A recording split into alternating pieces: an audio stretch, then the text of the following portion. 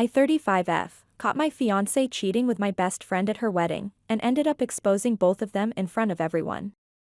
I need to start this story from the beginning to help you understand just how deep this betrayal goes. I'm the CEO of Thompson & Co., a family-owned office supply company that my grandfather started back in 1965. He built it from nothing, working out of our garage, and turned it into one of the largest office supply companies in the Northeast. My father Robert, 62M, took over in the late 90s and transformed it into a modern corporation while keeping our family values intact. I practically grew up in this company. Some of my earliest memories are of playing hide-and-seek between the warehouse shelves and helping to stamp invoices in my dad's office after school. I went to business school knowing I'd eventually take over, but my father made sure I earned it. I started in the warehouse, worked my way through every department, and finally took over as CEO 2 years ago when my father stepped back to become chairman of the board. The transition wasn't easy. We have a lot of old-school board members who've been with the company since my grandfather's time, and they weren't exactly thrilled about having a young woman take charge. But my father stood behind me, and I've been working my ass off to prove them wrong. For the past 8 years, I've been in a relationship with Nathan and 32M, who works in the same industry. We met at a young executives networking event where I was presenting our company's initial sustainability initiatives. He came up to me afterward, and we ended up talking for hours about modernizing traditional businesses. He's set to take over his family's competing company eventually, and we thought we'd be this power couple who could bridge the gap between old and new business practices. My best friend Victoria, 33F, or Vicky as everyone calls her, has been part of our industry circle for years. She started as a sales rep at one of our supplier companies and quickly worked her way up. At least, that's what I thought. We became close when we collaborated on several joint projects, and she was always pushing for more cooperation between our companies. Looking back, I should have seen the red flags, but I trusted her completely. The real problems started about a year ago when I began implementing major changes at Thompson & Company. We've been in business for over 50 years, but the industry is changing rapidly. I launched a comprehensive digital transformation initiative, investing heavily in e-commerce and automated inventory management. I also pushed hard for sustainability measures, switching to electric delivery vehicles, implementing solar panels in our warehouses, and developing a line of eco-friendly products. These changes didn't sit well with some board members. They called me reckless and said I was trying to fix things that weren't broken. During one particularly heated board meeting, our longest-serving member actually suggested that maybe I should focus on starting a family instead of destroying one, meaning the company family.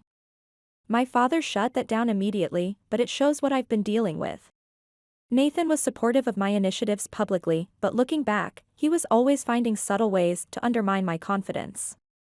He'd make comments about how ambitious I was being, suggesting that maybe I should slow down or take it easier. When I talk about wanting to get married and start a family while continuing to grow the company, he'd say things like, "Are you sure you can handle all that?" Or, "Maybe we should wait until things settle down at work." Last week was Vicky's wedding, and that's where everything fell apart. She was marrying the son of a major investor in our industry, someone who could open a lot of doors for her. The wedding was at this gorgeous hotel where a lot of industry people were staying, including several members of our board. The day before the ceremony, I developed one of my regular migraines. I get them when I'm stressed, and between running the company and attending this high-profile wedding, I was definitely feeling the pressure. I'd forgotten my medication in my car, so I headed to the parking lot to retrieve it. That's when I saw them, Nathan and Vicky, making out in the hotel parking lot, right there in my car. Yes, you read that right, my car. Nathan had borrowed my keys earlier, claiming he needed to get something from his suitcase. I stood there frozen, my head pounding even harder, watching my fiancé and best friend betraying me in my own vehicle. I must have stood there for about 30 seconds, though it felt like hours. They didn't notice me because they were too wrapped up in each other. Instead of confronting them right there, I turned around and walked back inside. I needed time to think, and I wanted to talk to someone about what I'd just seen. But things were about to get even worse. As I was walking down the hotel corridor, I heard familiar voices coming from one of the rooms. Our entire friend group was in there, and they were talking about Nathan and Vicky. At first, I thought maybe someone else had seen them and was expressing shock, But no, they were laughing about it. They were joking about how clueless I was, how Nathan and Vicky had been hooking up for months, maybe even years. One of them mentioned how they'd snuck away during Vicky's engagement party when I'd left early because of another migraine. Another talked about close calls at company events, and how they all had to cover for them multiple times. I felt sick to my stomach, but I kept listening. That's when I heard something that made my blood run cold. They weren't just having an affair, they were using their relationship to gain access to confidential information from Thompson and Company. Vicky had been using the projects we collaborated on to gather intel, and Nathan had been helping her, using his access as my fiancé to get into our systems. I went back to my room and pulled out my laptop. Being CEO has its advantages. I have access to all our security systems and server logs. What I found confirmed my worst fears. There had been numerous unauthorized accesses to our secure servers, always late at night or early morning. Files about our new initiatives, client lists, pricing strategies, all accessed and downloaded. I spent that night gathering evidence. Our IT department had already flagged some suspicious patterns but hadn't connected them to anyone specific yet. I had email trails showing information leaks, security camera footage of late-night meetings at our office, and server logs showing exactly what had been accessed and when. The next morning, I acted like everything was normal. I got dressed for the wedding, did my hair and makeup, and even helped Vicky with some last-minute preparations. She hugged me and told me how grateful she was to have me as her friend. I wanted to throw up. Just before the ceremony was about to start, I asked to make a speech in honor of my dear friend. Vicky looked touched. We'd known each other for years, and everyone expected some heartfelt words about our friendship. The wedding planner hesitated since speeches usually come during the reception, but Vicky waved her off and said I should go ahead. That's when I took out my laptop and connected it to the projector they'd set up for the wedding slideshow. The first image that came up was a security camera still of Nathan and Vicky in our office at 2 a.m. 3 months ago. Then came the email exchanges, the server logs, the bank transactions showing payments from our competitors. The room went completely silent. I made sure to point out specific dates and times, including the night of Vicky's engagement party. Her fiancé was in the front row, along with representatives from every major company in our industry.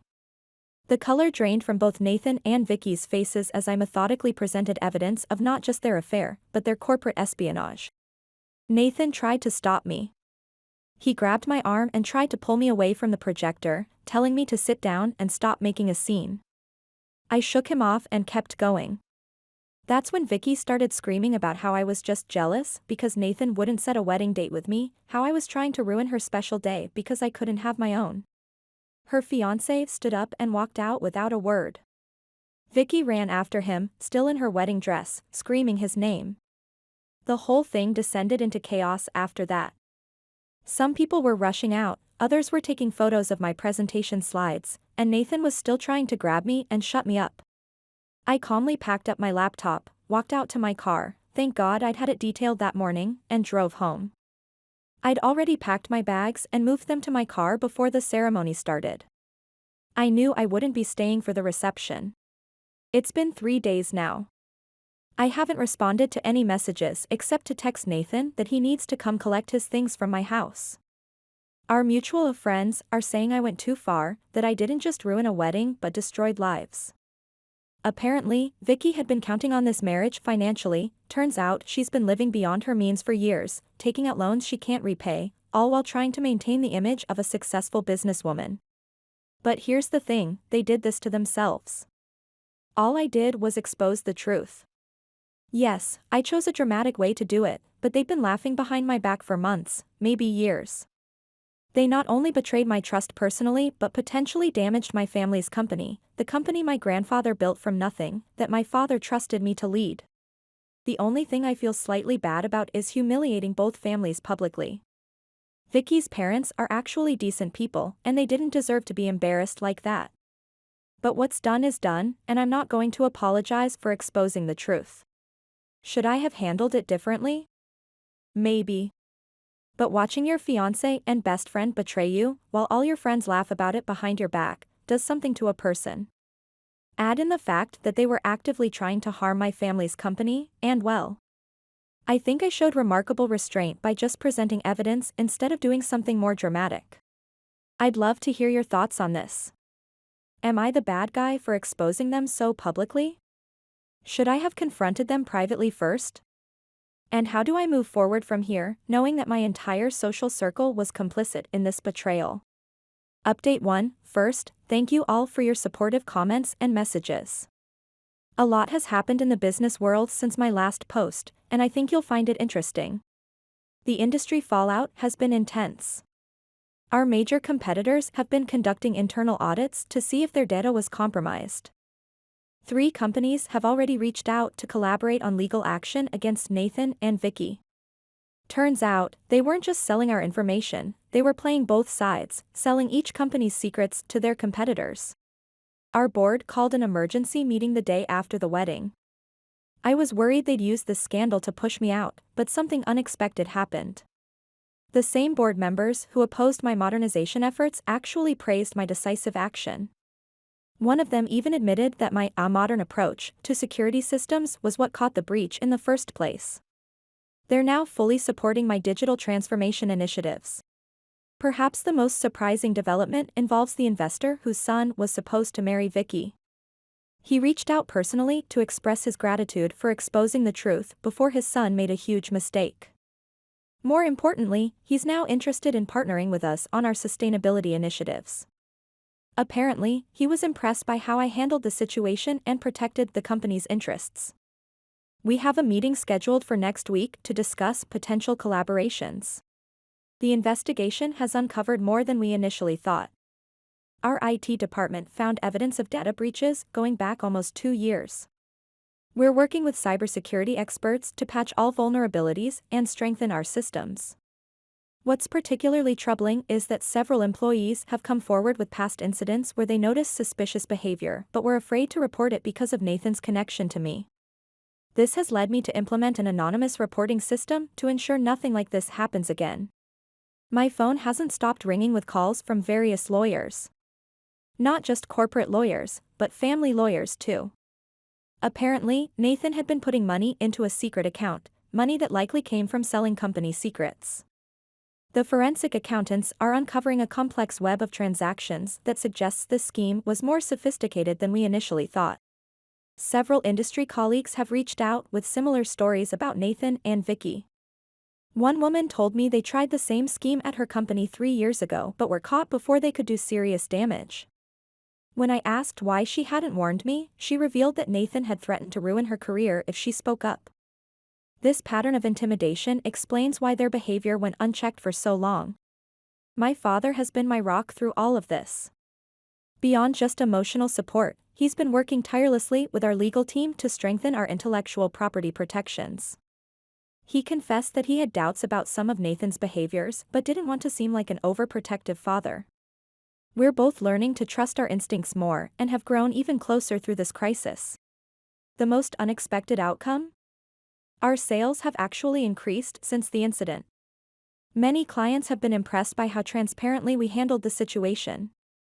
3 major contracts that were previously uncertain have now signed with us, specifically citing our strong security measures and ethical management as deciding factors.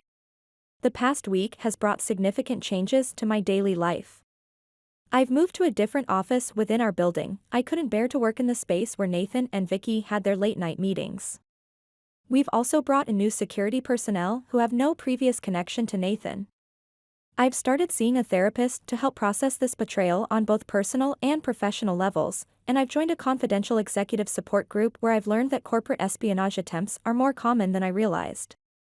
This situation has revealed who my true allies are. Several colleagues I wasn't particularly close with before have shown incredible support.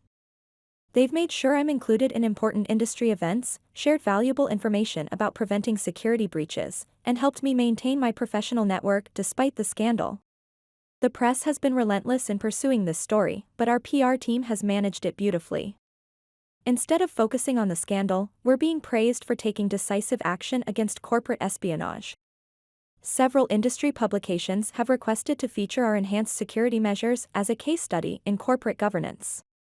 Nathan tried sending a formal apology letter through his lawyer, claiming he was manipulated by Vicky and never meant to harm the company. I had my legal team return it unopened. He's also attempting to negotiate the return of his belongings through his attorney, but given the ongoing investigation into the financial aspects of their scheme, everything needs to go through proper legal channels now. The days of handling things informally are long gone. What stands out most from this past week is how this crisis has actually strengthened both our company and my position within it. Sometimes it takes a massive betrayal to show you who you can really trust and what you're capable of handling. I'll update again once we have more developments on the legal front. Update 2: the company lawyers finally cleared Nathan to collect his belongings from my house. They had to ensure nothing he took could be considered company property or potential evidence. After 2 weeks of legal back and forth, we scheduled a time for him to come over, with a legal representative present to supervise. I expected him to send someone else to collect his things, but he showed up himself. He looked terrible, like he hadn't slept in days. The moment I opened the door, I could smell alcohol on his breath. Not drunk, but definitely not completely sober either. Our lawyer immediately stepped between us, reminding him that this was purely about collecting personal items. The first hour was tense but professional. We went room by room, with Nathan pointing out his belongings while the lawyer documented everything. But things took a turn when we reached the home office. Nathan spotted the framed photo of us at last year's Industry Awards ceremony, the night he won Young Executive of the Year. I'd forgotten to pack it away. He picked up the frame and started talking about how happy we were that night, how proud his parents had been. Then he broke down. Not crying exactly, but his voice cracked as he told me he never meant for any of this to happen. According to him, it started as just friendly conversations with Vicky about work. She would complain about her company's outdated systems, and he would sympathize by sharing similar frustrations about Thompson and Company. I stood there listening, feeling nothing but a cold, analytical interest in his excuses. He claimed Vicky had been the one to suggest selling information, presenting it as industry networking at first. He insisted he tried to keep things professional, but one late night at the office led to drinks, which led to more. The affair and corporate espionage apparently evolved together, each making the other seem more acceptable. The lawyer tried to intervene, but Nathan was on a roll. He started talking about how the pressure of potentially running 2 family companies, his and mine, had been overwhelming. He claimed he felt trapped by everyone's expectations, that he wasn't ready for that level of responsibility. Apparently, being with Vicky made him feel free because she had no real responsibilities or expectations. That's when he made his biggest mistake. He suggested that deep down, I must have known something was wrong. After all, I was the one pushing for marriage and commitment while he kept pulling away. He actually had the audacity to imply that my ambition and success had pushed him toward Vicky. The lawyer stepped in again, but I waved him off. I wanted to hear just how far Nathan would go to justify himself. And he didn't disappoint. He launched into a speech about how we'd lost our spark, how all I cared about was the company and modernization efforts. He claimed I'd changed, become too focused on proving myself to the board. I let him talk himself into a corner before responding. Then I simply asked, if I was such a terrible partner, why didn't you just break up with me? He stammered something about still loving me and not wanting to hurt me. That's when I laughed, actually laughed out loud. It was such a ridiculous statement that I couldn't help myself. The sound of my laughter seemed to trigger something in him. He started getting angry, saying I wasn't perfect either, that my drive for success and control had contributed to our problems. He brought up every minor disagreement we'd ever had, trying to paint them as evidence of my impossible standards. I maintained my composure and reminded him that we weren't here to rehash our relationship. The lawyer backed me up, telling Nathan to focus on collecting his belongings. But Nathan was determined to make me understand his perspective. He insisted that if I really thought about it, I'd see how we'd both contributed to the situation. That's when something clicked in my mind. I finally understood why our relationship had lasted 8 years. I had always been the one trying to understand his perspective, making excuses for his behavior, adjusting my expectations to match his comfort level. Even now, after everything he'd done, he expected me to try to see things from his point of view. Instead of arguing, I simply opened my laptop and pulled up the latest report from our forensic accountants. It showed exactly how much money he and Vicky had made from selling company secrets, significantly more than his annual salary. I asked him if my impossible standards had forced him to establish offshore accounts as well. He went pale. Apparently, he didn't know we'd traced those accounts. He started to explain, but I cut him off. I told him he had 30 minutes to finish collecting his things, or I'd have security escort him out. The lawyer looked relieved. He'd clearly been wanting to end this conversation for a while. Nathan spent the next half hour silently gathering his remaining belongings, occasionally shooting me hurt looks as if I was the one being unreasonable. When he finished, he lingered in the doorway, clearly wanting to say more. But for once in his life, he read the room correctly and left without another word. After he left, I had the locks changed, even though he'd returned his keys. I also hired a cleaning service to deep clean the entire house. It felt symbolic somehow, like cleaning away the last traces of his presence in my life. The lawyer stayed behind to complete his documentation. While he worked, he mentioned that he'd seen many similar scenarios in his career, but rarely had he seen someone handle it with such composure. He said most people either break down or lose their temper. I told him I'd done my breaking down in private and my anger had been expressed at the wedding. Today was just business. That evening, I treated myself to an expensive bottle of wine and ordered takeout from my favorite restaurant. As I sat in my newly cleaned house, I felt lighter somehow. Listening to Nathan's pathetic attempts at justification had confirmed what I already knew. He wasn't the person I thought he was, and I had outgrown him long before discovering his betrayal. The company lawyers called later to inform me that Nathan had requested a formal meeting to discuss potential reconciliation of personal and professional matters. I declined through proper channels. Some bridges aren't worth rebuilding, and this one had been burned to ash. Update 3. I wasn't planning on updating again, but something happened yesterday that made me want to share how things turned out. I ran into Vicky's former fiancé at an industry conference in Chicago. Instead of the awkward encounter I expected, he actually thanked me for saving him from what would have been a disastrous marriage. Over coffee, he shared some interesting information. Apparently, after the wedding debacle, Nathan and Vicky did try to make it work. They got married in a small ceremony 6 months later, claiming they were meant to be together all along. Their marriage lasted exactly 10 months before imploding spectacularly. Turns out, people who build a relationship on betrayal have trouble trusting each other. Who knew? But that's not why I'm updating.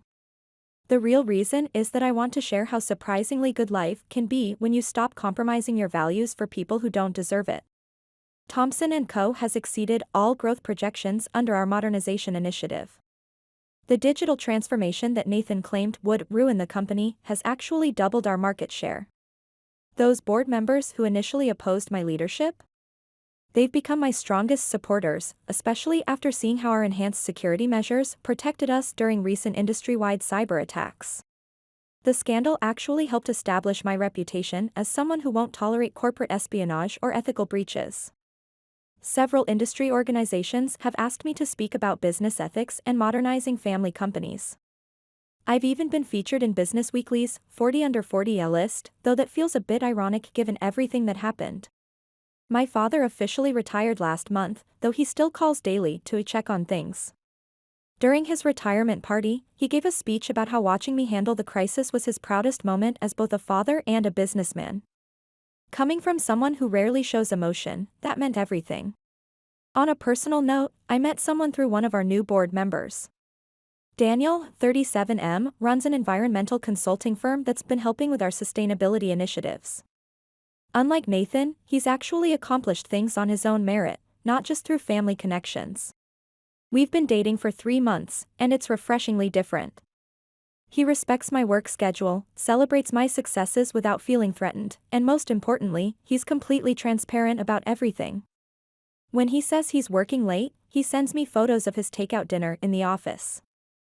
Not because I ask him to, but because he understands why trust matters so much to me now.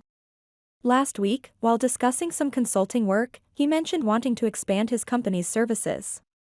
Instead of just advising on environmental issues, he wants to help traditional businesses modernize sustainably. He asked for my input as someone who successfully led that kind of transformation, not as his girlfriend. That kind of professional respect means more to me now than any romantic gesture could. The whole experience changed how I approach both business and relationships. I've learned that sometimes the worst betrayals lead to the best opportunities for growth. The company is stronger, I'm stronger, and I finally understand what a healthy partnership should feel like. As for Nathan and Vicky, last I heard, they're both struggling to find work in the industry. Most companies are hesitant to hire known corporate spies, surprisingly enough. Nathan's family company passed him over for CEO, choosing his younger sister instead. Vicky tried starting a consulting business, but apparently having sabotaged previous employers on your resume isn't great for client acquisition. Sometimes people ask if I regret exposing them so publicly. I don't. Some might call it revenge, but I see it as consequences. They chose to betray not just me, but every principle of business ethics and personal loyalty. The public nature of their downfall has served as a warning to others in our industry about the real cost of corporate espionage. I've stopped going to therapy recently. My therapist agreed I'd worked through the trauma and developed healthy coping mechanisms. The migraines that used to plague me have become rare, probably because I'm no longer ignoring red flags to keep the peace. Looking back, I can see how much energy I wasted trying to make things work with Nathan, adjusting my ambitions to make him comfortable, second-guessing my business decisions because he questioned them. It's amazing how much more you can achieve when you're not constantly dimming your light for someone else's comfort. This whole experience taught me that sometimes the best revenge isn't about getting even, it's about getting better. Better at business, better at relationships, and better at being true to yourself, regardless of what others might think.